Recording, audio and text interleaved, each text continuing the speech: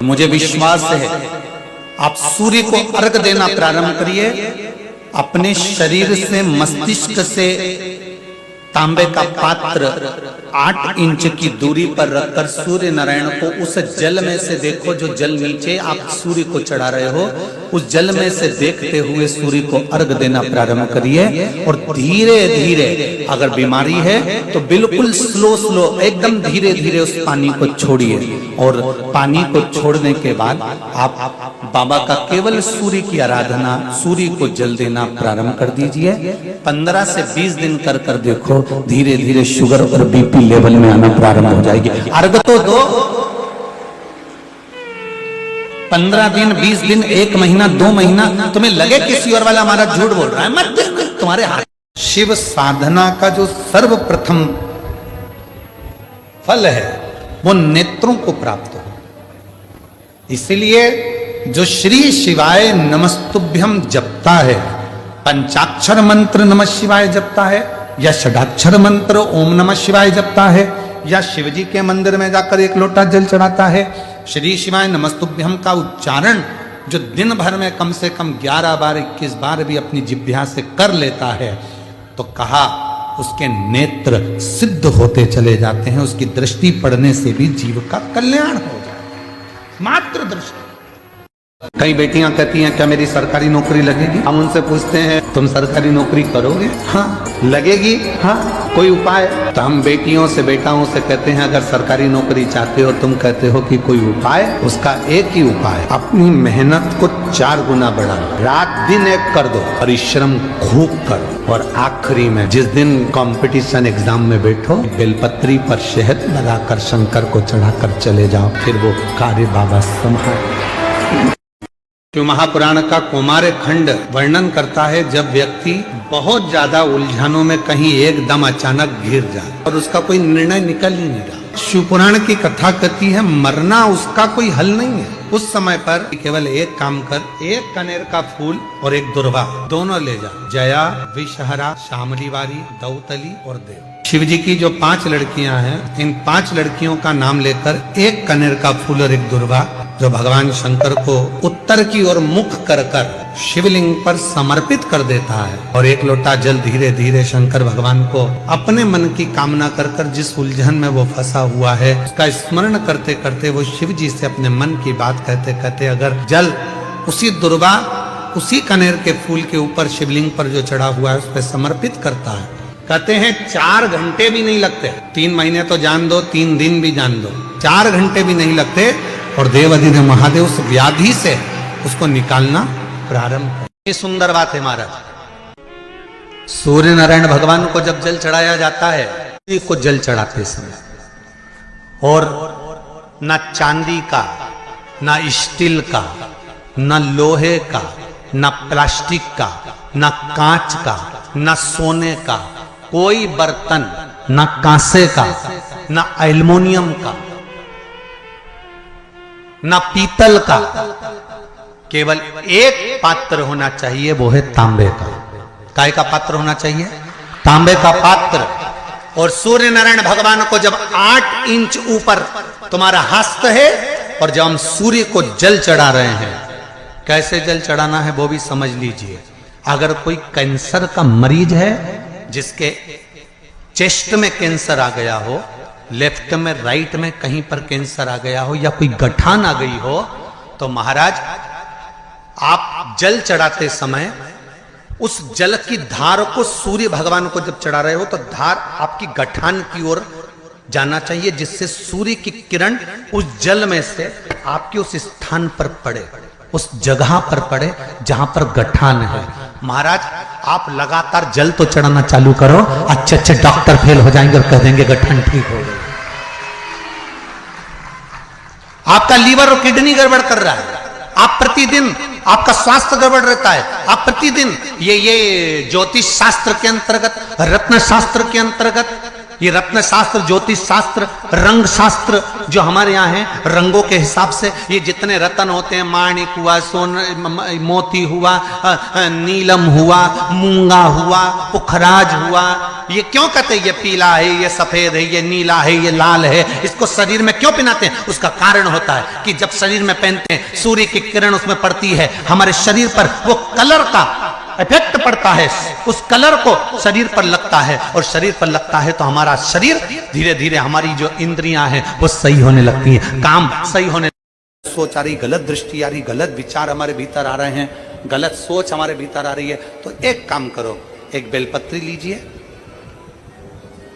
सावधानी से समझ लेना, एक बेलपत्र लीजिए, और उस बेलपत्र की ये जो दो डंडी है और एक बीच की डंडी है, इसके मध्य की जो जगह है, चैनल वाले अगर दिखा रहे होंगे तो आप लोगों के स्मरण में होगा, बीच की पत्ती और ये दो पत्ती के बीच में जो जगह होती है, इस बीच वाली जगह पर पीला चंदन पूरे तरह से उसका लेपन कर लीजिए, पूरे तरह से पूरी चंदन से लेपन कर लो बीच की जगह को, बीच वाली पत्ती, दो पत्ती, उसके बीच की जो जगह है उसमें पीले चंदन का लेपन कर लीजिए। हफ्ते में एक बार आप करोगे, आपको दूसरे हफ्ते में मालूम पड़ जाएगा कि आपके अंदर की गलत सोच समाप्त हुई कि नहीं, गलत विचार समाप्त हुआ कि नहीं हुआ। चंदन का लेपन करिए, उस चंदन के लेपन को कर कर किसी भी शिवालय में, अगर शंकर के मंदिर नहीं जा सकते हो तो अपने घर में जो शिवलिंग हो वहां, उस शिवलिंग पर आप उसको समर्पित कर दो, तुम्हारी मर्जी पड़े जैसी चढ़ा दो, बस शंकर के शिवलिंग पर चढ़ा दो। कुछ देर मंदिर में हो तो नंदी के पीछे, अगर मंदिर में हो तो नंदी के पीछे, और घर में हो तो किसी भी स्थान पर सुख आसन लगाकर, सुख आसन मतलब जैसे हम बैठे हैं पालकी लगाकर, दोनों सुख आसन मतलब आराम से बैठकर, सुख आसन लगाकर, और अपनी सीधी साइड की नासिका को बंद करना है और उल्टी नासिका से श्वास लेना है। 1 से 1.5 मिनट तक श्वास लेना प्रारंभ करो। अपने शरीर में एक चंद्र नाड़ी होती है, भगवान शंकर ने जब चंद्र की काया समाप्त करा था, भगवान शंकर ने जब चंद्र की काया का रोग समाप्त करा था, तो चंद्र ने हाथ जोड़कर कहा था कि मेरी काया का रोग आपने समाप्त कर दिया महादेव, मेरे लिए आज्ञा करो, मैं क्या करूं। शंकर भगवान ने कहा, चंद्रदेव तुम मेरे मस्तक पर धारण रहना, और संसार के जितने भी मनुष्य हैं, इन मनुष्य के अंदर चंद्र नाड़ी में तुम विराजमान रहना। सुनो चंद्रदेव, जब मनुष्य गलत विचार करे, गलत सोच करे, गलत दृष्टि रखे, उस समय पर अगर तुम्हारी चंद्र नाड़ी प्रबल हो जाए तो उसकी बुद्धि में से गलत विचार समाप्त हो जाए, गलत विचार समाप्त हो। एक बेलपत्र लेना है, बीच वाली जगह में चंदन लगाकर शंकर जी को समर्पित करना है।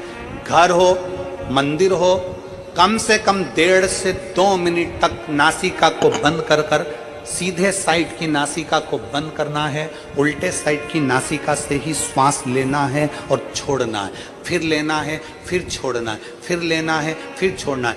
1.5 मिनट 2 मिनट तक आप करते रहिए एक ही नासिका, इस नासिका को बंद ही रखना है, राइट को, लेफ्ट को खोल कर रखिए, और उसमें चंद्र नाड़ी जब हो गया, गलत विचार, गलत सोच, गलत दृष्टि, आज के जमाने में हर व्यक्ति गलत सोच को अपनी बुद्धि में भर रहा है, उसका कारण है उसकी चंद्र नाड़ी प्रबल नहीं हो पा रही है। चंद्र नाड़ी को सक्रिय करने का प्रयास करिए। श्री राम शिव महापुराण की कथा जो चल रही है, अवध में राम जी विराजमान होने वाले हैं, उसकी प्रतिष्ठा उत्सव के अवसर पर उसको अच्छे से समझ। 3 जगह स्पर्श करने का फल क्या? एक, जहां से जलाधारी से पानी बहता है, जो गणेश और कार्तिकेय का स्थान है, उधर हम दबाते हैं, स्पर्श करते हैं, एक वो स्थान। दूसरा, बीच में जो अशोक सुंदरी की जगह है, वहां स्पर्श करते हैं। और तीसरा, जो गोल जलाधारी का जो भाग गोल है, हम उसका स्पर्श करते हैं। ये 3 जगह अब उसको समझेंगे। 3 जगह स्पर्श का महत्व समझेंगे। डॉक्टर ने कह दिया कि तुम्हारे गर्भ में जो बच्चा है उसके हृदय में छेद है, तुम्हारे गर्भ में जो बच्चा है इसकी धड़कन नहीं आई है, तुम्हारे गर्भ में जो बच्चा है वो मानसिक विकलांग लगता है, तुम्हारे गर्भ में जो बच्चा है सोनोग्राफी करने के बाद में, अल्ट्रासाउंड करने के बाद में कोई डॉक्टर कहे कि तुम्हारा बच्चा ऐसा है, उस समय पर तुम्हें एक प्रतिक्रिया प्रारंभ करना चाहिए। शिव जी को जब जल चढ़ाने के लिए जाओ, जल चढ़ाने के बाद में जो जी चरण है जहां से पानी बहता है, वहां दोनों साइड बैठकर उस चरण को कम से कम 5 से 7 बार दबाना चाहिए और दबाने के बाद उस हाथ का स्पर्श अपने उदर पर करना चाहिए और श्री शिवाय नमस्तुभ्यम या ओम नमः शिवाय या नमः शिवाय या महामृत्युंजय मंत्र का स्मरण कर लेना चाहिए। 15 दिन के बाद वापिस जांच कराओ, डॉक्टर खुद कहेगा कि अब तुम्हारा बच्चा स्वस्थ है, तुम्हारे गर्भ में जो बच्चा है वो स्वस्थ है।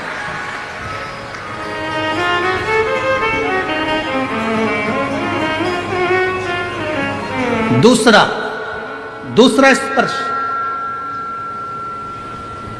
शिवलिंग जलाधारी, दोनों चरण, बीच में अशोक सुंदरी, दूसरा स्पर्श अशोक सुंदरी का। किसी लड़के की उम्र, किसी लड़की की उम्र 35 साल हो गई, 40 साल हो गई, 25 साल हो गई, 30 साल हो गई, विवाह का कोई योग नहीं बन रहा।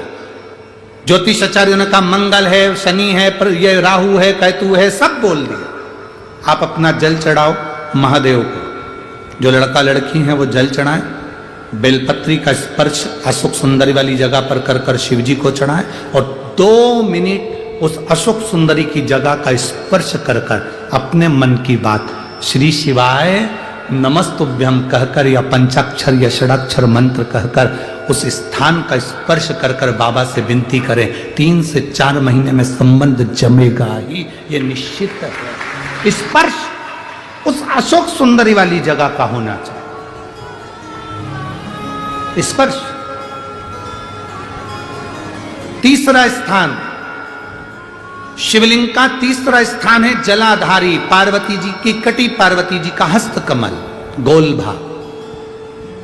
हृदय रोग हो, हार्ट अटैक के लिए बोल दिया, बाईपास कराने का बोल दिया, छल्ला डालने का बोल दिया, कोई पाइप डालने का बोल दिया, कोई एक्सीडेंट का योग बन गया, कोई ऐसा योग बन गया, कोई व्यक्ति मंदिर तक भी नहीं पहुंच रहा है, आप अगर जल चढ़ाकर उस व्यक्ति का नाम स्मरण, गोत्र स्मरण कर कर इस गोल भाग पर अगर अपने हाथ का स्पर्श करेंगे, उसको दबाएंगे और दबाकर बाबा से श्री शिवाय नमस्तुभ्यम कहकर अपने मन की बात कहेंगे, आपको लगभग 1 से 2 घंटे में जवाब मिलेगा कि वो व्यक्ति अब ठीक होना प्रारंभ हुआ।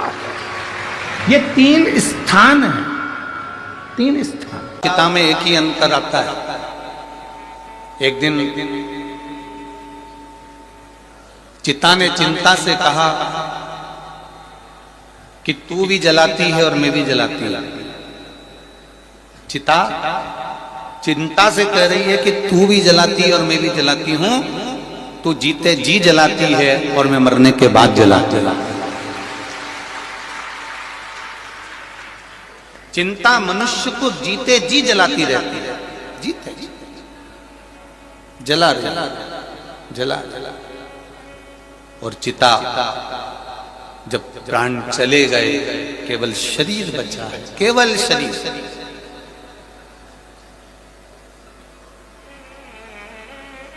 तब इस शरीर को ले जाकर वहां जला दिया। चिंता और चिता में एक ही अंतर भारी है कि चिंता मनुष्य को जीते जी जला देती है और चिता मरने के बाद जला देती है। पर यदि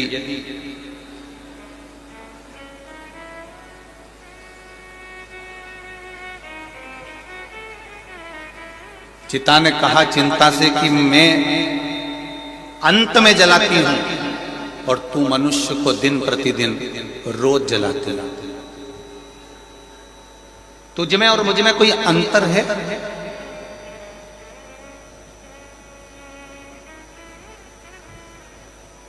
चिता कह रही है चिंता से, तुझ में और मुझ में कोई अंतर है? तब चिंता ने कहा मुझ में और तुझ में केवल एक अंतर है। वो कौन सा अंतर? तो चिंता कहती है कि मेरा काम है जलाना, मेरा काम है लोगों को चिंता देना, पर यदि उनकी चित्तवृत्ति, उनका मन, उनकी दृष्टि यदि महादेव के चरणों में है तो चिंता कहती है फिर मैं जला नहीं पाती, फिर मैं जला नहीं पाती। अगर चित्तवृत्ति, चिंतन, मनन, बुद्धि, चित्त हमारा देवादिदेव महादेव के चरणों में पड़ा हुआ है, भगवान शिव के चरणों में पड़ा हुआ है, तो फिर इतनी सामर्थ्यता चिंता की भी नहीं है कि वो आपको भक्षण कर जाए या आपको जला जाए। एक पिता के दो पुत्र थे। देखिए शिव करुणा सागर कैसा है, शिव दया सागर कैसा है।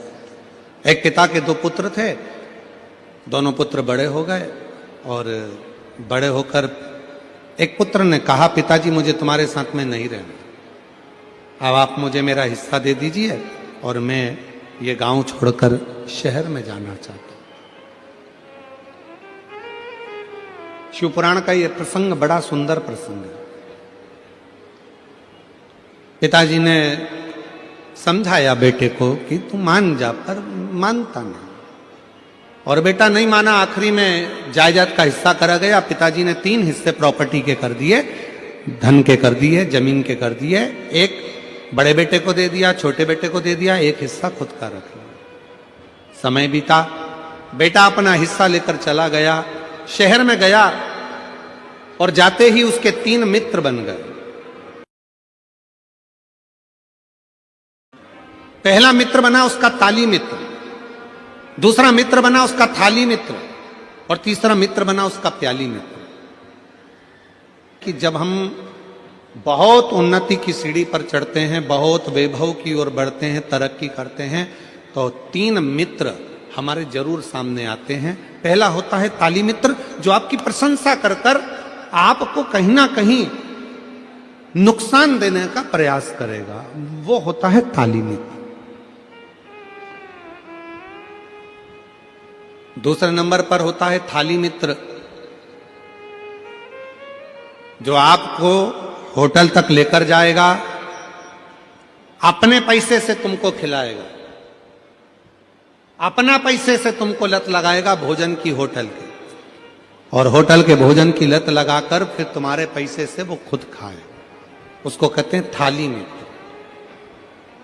और तीसरे नंबर पर है प्याली मित्र, आपको पीना याद नहीं है पर वो अपने पैसे से तुम्हें मय खाने में ले जाकर कहीं ना कहीं गलत दुकान पर ले जाकर आपको पीने की आदत डलवाएगा। इसलिए शिव पुराण की कथा कहती है 3 मित्रों से बचने का प्रयास करना। पहला ताली मित्र, दूसरे नंबर पर बोलते जाओ जम के थाली मित्र, और तीसरे नंबर पर प्याली मित्र। ये 3 मित्र बर्बादी की ओर लेकर जाते।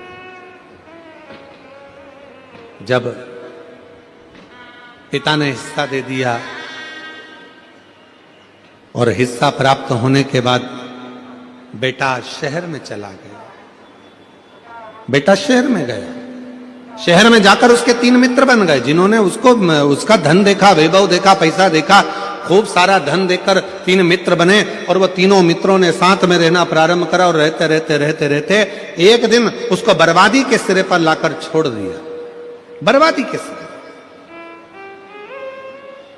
मेरी जीजियों, मेरे जीजाओं, मेरी बेटियों, बेटाओं, मेरे बुजुर्ग माँ बाप, एक बात का स्मरण अपनी जिंदगी में रखना, पिलाने वाले बहुत मिलेंगे पर संभालने वाला नहीं मिलेगा।